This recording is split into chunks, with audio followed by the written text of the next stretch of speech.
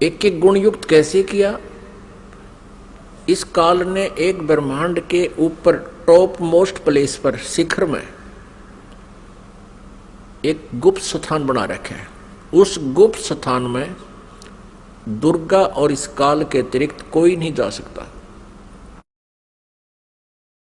तो वहां इसने 3 स्थान बना रखे हैं। उस गुप्त स्थान पर, गुप्त क्षेत्र में 3 स्थान बना रखे हैं। एक रजोगुण प्रधान क्षेत्र, एक सतोगुण प्रधान क्षेत्र, एक तमोगुण प्रधान क्षेत्र।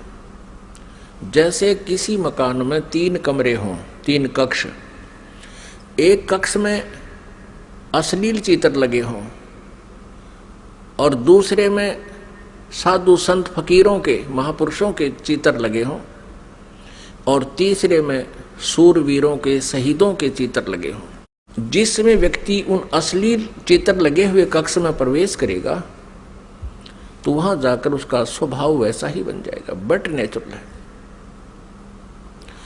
और फिर वो जाएगा उस जहां साधु संत फकीरों के चित्र लगे हैं, उसमें जाता है तो उसका एकदम विचार भाव बहुत ही विनम्र हो जाता है और भाव बदल जाते हैं।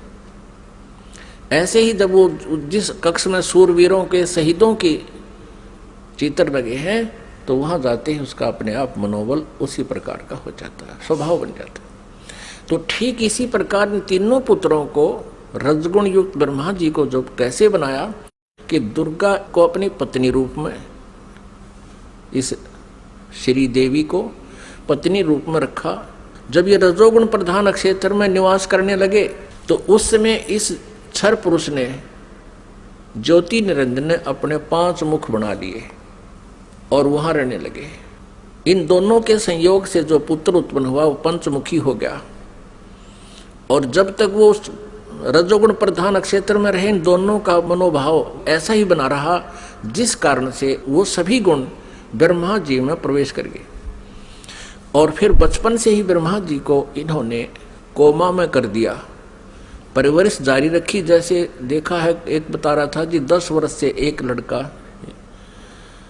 कोमा में है, एक व्यक्ति का कोमा में, एक पाइप के द्वारा उसमें आहार पेट में भेज देते हैं। तो ऐसे रखते हैं, ये कोमा में रखते हैं, युवा होने पर इनको सचेत कर देते हैं। अब दूसरे क्षेत्र जो सतोगुण प्रधान क्षेत्र है, उसमें ये काल विष्णु रूप बना लेता है, ये क्षर पुरुष, और अपनी पत्नी दुर्गा को वहां रखता है महालक्ष्मी रूप बना के। इन दोनों के संयोग से सतोगुण प्रधान क्षेत्र में जो पुत्र उत्पन्न होता है वो वैसा ही सतोगुण युक्त हो जाता है। और फिर विष्णु जी को भी ऐसे ही ये कोमा में रखते हैं, युवा होने पर इसको भी सचेत कर देते हैं। फिर ये तीसरे तमोगुण प्रधान क्षेत्र में चले जाते हैं। कौन? ये क्षर पुरुष और दुर्गा।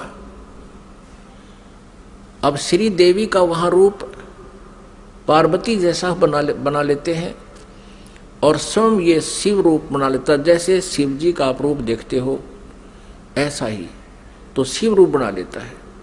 और उस तमोगुण प्रधान क्षेत्र में रहते हैं, वहां इनके संयोग से जो पुत्र उत्पन्न होता है वो ऑटोमेटिकली तमगुण युक्त हो जाता है। और जब वो पुत्र बड़ा होता है, उससे पहले उसको कोमा में रखते हैं, उसी तरह युवा होने पर उनको सचेत कर देते हैं। जब ये युवा हो जाते हैं, तीनों को इकट्ठा कर देते हैं। इकट्ठा करके फिर ये काल क्या कहता है, जब ये तीनों पुत्र युवा हो गए और कार्य करने योग्य हो गए, सृष्टि की स्थिति ये संभालने योग्य हो गए, तब इस काल ने, क्षर ब्रह्म ने, क्षर पुरुष ने कहा अपनी पत्नी दुर्गा से कि आज के बाद मैं किसी के समक्ष अपने ओरिजिनल वास्तविक रूप में नहीं आऊंगा, ये मेरी प्रतिज्ञा है। और आप जाओ नीचे इन लोकों में, 21 ब्रह्मांडों में, और संभालो सारी